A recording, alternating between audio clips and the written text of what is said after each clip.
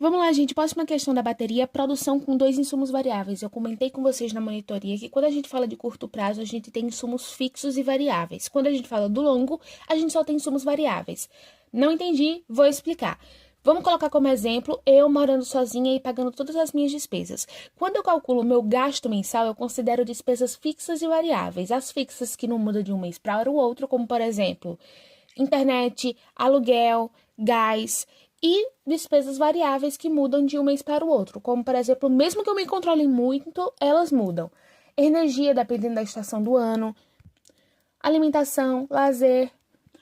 Isso quando eu calculo curto prazo, né? Um mês. Mas quando eu considerar 3 anos, é muito difícil eu ter despesas fixas. Porque as coisas, elas têm inflação, reajuste. Então, o aluguel que eu pago hoje não é o mesmo aluguel que eu pago 10 anos atrás. No longo prazo, é difícil você ter coisas fixas, porque o preço de todas as coisas mudam. E é isso que a gente vai ver nessa questão. 1.2. A tabela 2 nos dá pontos de 4 isocontas diferentes. Calcule a TMST entre os pontos sucessivos dentro da faixa relevante de cada isoconta, onde TMST é taxa marginal de substituição técnica, L é trabalho e K é capital. Eu recomendo para vocês puxar sempre setinhas e já indicar o que são essas coisas, já traduzir. Para caso caia na prova e não tenha a tradução, você saiba o que significa esse L, esse K, quando aparecer N, quando aparecer essa sigla. Mas o que é taxa marginal de substituição técnica? Apesar de não ter nada a ver com curva de possibilidade de produção, eu vou relacionar aqui para vocês poderem entender do que é que eu estou falando. O que é curva de possibilidade de produção? É o quanto eu posso usar de canhões e de manteiga com os meus fatores de produção que eu tenho. O quanto eu posso produzir de cada um. Ou seja, é as combinações, é diferente possibilidade, diferente combinações de canhões e de manteiga com os fatores de produção que eu tenho. Na taxa marginal de substituição técnica, ela vai representar o quanto eu posso usar de dois fatores de produção para produzir a mesma quantidade de produto ou serviço. Ou seja, o quanto eu posso usar de capital ou trabalho para produzir quantidade X. Então, eu posso usar R$ 60.000 e 50 trabalhadores para produzir 1.000 caixas de pizza, R$ 40.000 e 80 trabalhadores para produzir 1.000 caixas de pizza e R$ 20.000 e 150 trabalhadores para produzir 1.000 caixas de pizza. Alice, isso não faz sentido. Por que R$ 60.000 produzem 1.000 caixas de pizza e R$ 20.000 produzem 1.000 caixas de pizza? E por que 150 trabalhadores produzem 1.000 caixas de pizza e 50.000 caixas de pizza? Porque com R$ 60.000 eu consegui investir em trabalhadores melhores, consegui pagar por trabalhadores mais profissionais, mestre e cuca, que conseguiram sim produzir as 1.000 caixas de pizza. E quando tinha R$ 20.000, eu não tinha recurso para pagar por essa mão de obra boa, eu tive que pagar por mão de obra barata, por isso eu tenho muito mais funcionários para conseguir suprir as 1.000 caixas de pizza. Agora, para entender o conceito de taxa marginal de substituição técnica, eu vou precisar lembrar vocês do custo de oportunidade. Custo de oportunidade é o quanto eu perdia em manteiga para produzir os canhões ou quanto eu perdia em canhões para produzir manteiga. Apesar de, no fim, não ter custo monetário para mim, porque a curva de possibilidade de produção ela mostra todas as possibilidades possíveis com os recursos que eu tenho sem ter prejuízo, o custo de oportunidade mostrava um custo ilusório, entendeu? Um custo simbólico em ter deixado de fazer aquilo para fazer outra coisa. E é isso que a taxa marginal de substituição técnica mostra pra gente, entendeu? O quanto eu perdi em capital para conseguir aumentar, para ganhar em trabalho. Ou o quanto eu perdi em trabalho para poder ganhar em capital. Então, para isso, você vai ter que ter o antes e o depois, para você saber o que é que você tinha antes, o que é que você perdeu para você depois ganhar em outra coisa. Vocês entendem? Vamos para as questões, vamos para a tabela e vamos montar aqui. Quando a gente tem o 3 trabalhadores e os R$ 6.000, a gente não consegue calcular a taxa porque a gente só tem o depois, a gente não tem o antes. Mas quando a gente tem o 4 trabalhadores e os R$ 4.500, a gente consegue calcular. A gente faz o 4 menos o 6, o 4,5 menos o 6 e o 4 menos o 3. 4,5 menos 6, isso dá 1,5. 4 menos 3, isso dá 1. Como a fórmula de taxa marginal de substituição técnica é menos capital sobre trabalho, a gente vai fazer menos 1,5 sobre 1, menos 1,5 sobre 1. Então, você vai sempre dar positivo, entende? Nesse caso aqui, mas pode dar negativo, tá? Mas, tipo assim, vocês conseguem entender que a operação em si era um valor negativo e a fórmula é um valor negativo e negativo com negativo dá positivo. Enfim, 1,5 sobre 1, 1,5. Vamos aqui. 3,5 menos 4,5 menos 1. 5 menos 4 menos 1. Menos com menos mais. No fim, a gente tem mais 1. E assim por diante, tá? Aqui a gente vai fazer a mesma coisa na segunda taxa marginal de substituição. 6,3 menos 8... 1,7. 5 menos 4, 1. Menos com menos mais, resultado 1,7. 5 menos 6,3, isso dá 1,3. 6 menos 5, isso dá 1. 1,3 sobre 1, isso dá 1,3. E assim você faz com o resto, certo? Vamos para a letra B. Trace 4 isoquantas no mesmo par de eixos.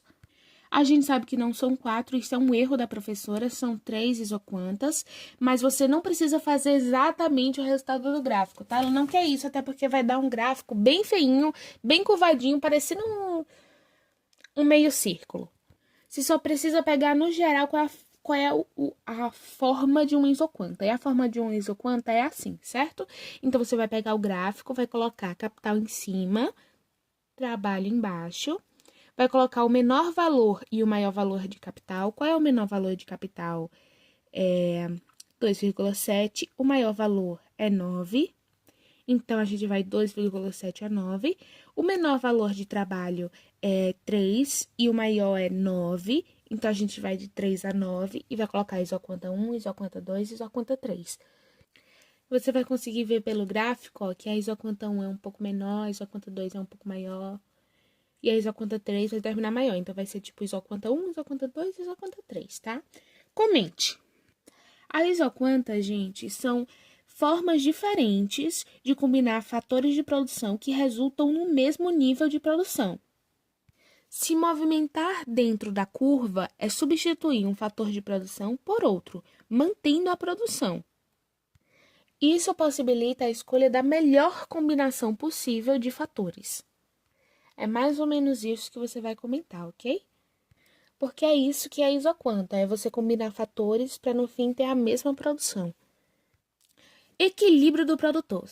Suponha-se que o preço de capital seja 1 e o preço de trabalho seja 2 e o dispêndio total 16. Qual o preço do capital e o preço do trabalho e do dispêndio total? Preencha a tabela tendo em vista a equação para isocusto. O que significa isocusto? Iso igual custo, custo. Então, é igual custo. Isso significa que o custo dessa produção, o dispêndio, vai ser 16. 16, 16, 16, 16. E aí, eu vou mudando o meu capital e o meu trabalho, considerando que vai dar o mesmo custo para produzir isso, né, gente? Isso aqui, P é preço. Então, a gente tem preço, por exemplo, o preço do trabalho é R$2, mas a gente não tem a quantidade de trabalho. Vocês entendem? A gente tem o preço de L, mas a gente não tem L. A gente vai ter que supor L. Então, vai ser a quantidade de capital que eu tenho, vezes o quanto está custando esse capital, e a quantidade de trabalho que eu tenho, vezes o quanto custa esse trabalho, dando o dispêndio total. Essa vai ser a nossa fórmula. Aí, você vai colocar valores ilusórios, por exemplo, 2, 3, 4, 5, 6, vai colocar nessa fórmula e você vai ter seus resultados. K mais 2 vezes 2 igual a 16. K igual a 16 menos 4, K igual a 12. K mais 2 vezes 3, agora eu estou fazendo com a unidade 3, igual a 16. K mais 6 igual a 16, K igual a 16 menos 6, K igual a 10. Entendeu? Então, eu vou ter o mesmo custo e quantidades de cada um diferentes. Aí, você vai montar o gráfico, que vai ficar mais ou menos algo assim, porque ele pede para você determinar o equilíbrio do produtor, e o equilíbrio do produtor vai ser exatamente a isoquanta com o isocusto. Ou seja, um equilíbrio entre as minhas possibilidades de quantidade produzida com as minhas possibilidades de custo. Lembra que na isoquanta tudo isso aqui representa 1.000 caixas de pizza? E aqui, por exemplo, representa 16 mil reais? Então, tudo isso aqui representa 16 mil reais, tudo isso aqui representa 1.000 caixas de pizza. A tangência disso vai ser o equilíbrio perfeito, né? Aí o gráfico vai ficar mais ou menos assim. Aqui em cima capital, aqui embaixo trabalho.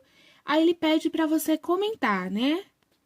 Aí você vai dizer exatamente isso, que o melhor nível de produção é qual, gente?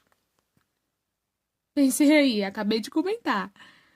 Vamos lá, custo de produção.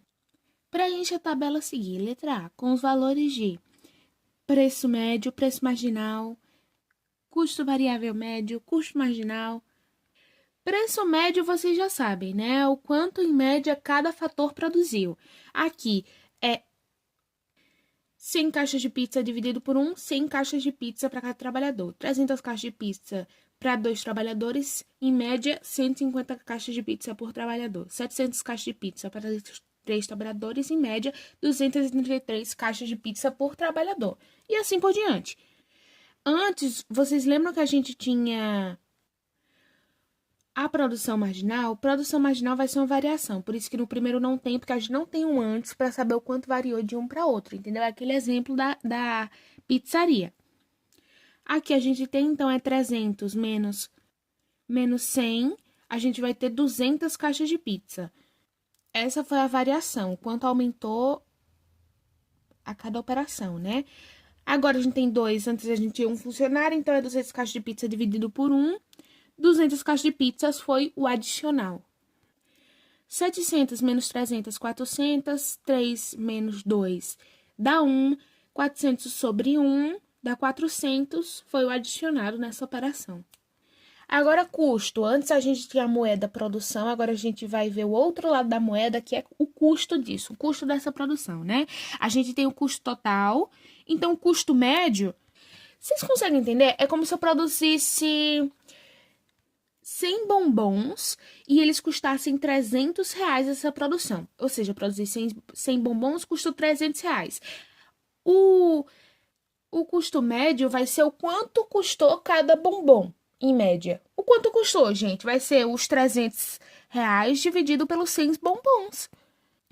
600 reais dividido pelos 300 bombons, isso dá 2 reais cada bombom. 900 reais dividido por 700 bombons, isso dá 1,20 cada bombom.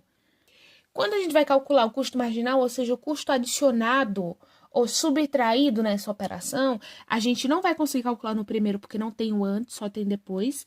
No seguinte, a gente vai ter uma variação de 300 no custo, porque antes era 300, depois foi 600, e agora de 200 na produção, porque antes era 100 e agora é 300. Isso dá 300 sobre 200, 1,50 adicionado em custo. Então, o marginal é o quanto foi adicionado ou subtraído nessa operação, em questão de variação, tá? Aqui a gente vai fazer 300, né, que é 900 menos 600, sobre 700 menos 300, que dá 400. 300 sobre 400, 0,75, e assim você vai fazer até o resto, tá? Letra B, no mesmo par de eixos, trace as curvas de custo variável médio e custo marginal. Vai ficar mais ou menos um gráfico assim, eu vou ter PT, a produção total embaixo, custo variável médio e custo marginal em cima, e a curva vai ficar mais ou menos nesse design, tá? Com o marginal sendo mais pontiagudo, eu já expliquei para vocês, e o médio sendo mais curvilíneo. Vamos lá, aí ele pede para você traçar também a produção média e a produção marginal. Isso aí vocês já conhecem, né? A produção marginal mais pontiaguda, a produção média mais curvilínea vai ser mais ou menos nesse design aqui. Vocês vão pontuar o que é cada um, pontuar o que é cada elemento. Aqui embaixo vai ser produtividade total, produto total. Vão colocar todos os numerozinhos, vão fazer a coisa direitinho, tá? Qual a relação entre a produtividade média e o custo variável médio? A relação, gente, é que as duas demonstram quanto, em média, aquele fator gerou. Então, a produtividade vai mostrar o quanto aquele fator de produção gerou em quantidade de produto e o custo vai mostrar como, consequentemente, aquilo custou para o produtor, em média. Aí depois ele pede qual a relação entre a curva PMG e a CMG, né? A produção marginal e o custo marginal. O marginal mostra o quanto foi adicionado ou subtraído naquela operação, naquela variação de fator de produção. Tanto no lado da produção, o quanto variou na produção, quanto o quanto variou do produto naquela operação. Se a gente for relacionar essas duas curvas, a gente vai conseguir ver algo mais ou menos assim, ó. Para o médio e assim para o marginal. Então, quando o custo, a produção começa a crescer, a produtividade começa a subir crescentemente, a produtividade marginal começa a crescer, o custo marginal começa a cair. Até que acontece o inverso, né? Quando a produção marginal começa a cair, o custo marginal começa a subir, porque o custo de tempo, de espaço, de administração começa a ficar maior e, consequentemente, a produtividade menor. É essa relação que a questão quer, entendeu? Então, quando a produtividade média começa a cair, o custo médio começa a subir, porque justamente a produção cai porque o custo começa a ser maior. Entenderam? Divida os estágios de produção e descreva tendo em vista o melhor nível de produção para este empresário. O marginal vai definir tudo, tá? Quando o marginal começa a crescer, é o estágio 1, até que ele começa a continuar sendo positivo, continua sendo um acréscimo positivo, mas começa a cair. Aí começa o segundo estágio. Até que no terceiro estágio é quando o marginal fica negativo e aí começa a dar prejuízo de vez, né? Esses são os 3 estágios. O melhor estágio para o produtor é o segundo estágio, onde apesar do marginal tá caindo, ele ainda não é negativo. Então a minha produção ainda sobe e a minha produtividade ainda sobe, ainda tem acréscimos.